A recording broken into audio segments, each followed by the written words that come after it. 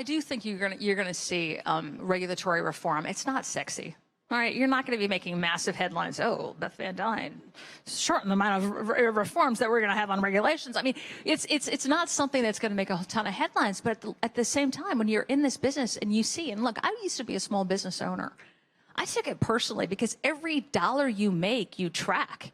And when you start thinking about how much you're paying in taxes and how much you're having to pay people to conform to checking boxes, you do take it personally. So I think there are a lot of small business owners that have come to Congress. I created, and we just had one of our first meetings of former mayors, where we have seen the benefits of business in our communities.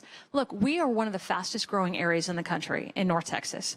We have people who are moving from all around the country, all around the world, businesses that are being created, major employees that are moving into our area, because the Texas miracle of recognizing the fact that business and job creators are good for your community.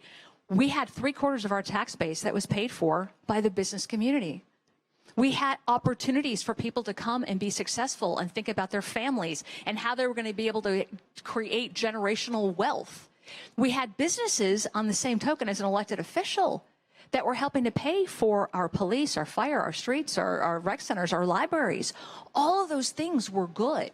There's a reason why people are running from states like California that are crushing it, absolutely crushing their business spirit and making people want to leave. Let's face it, you're not moving to Houston in July for the weather, but you are moving out of San Diego because you can't take it anymore.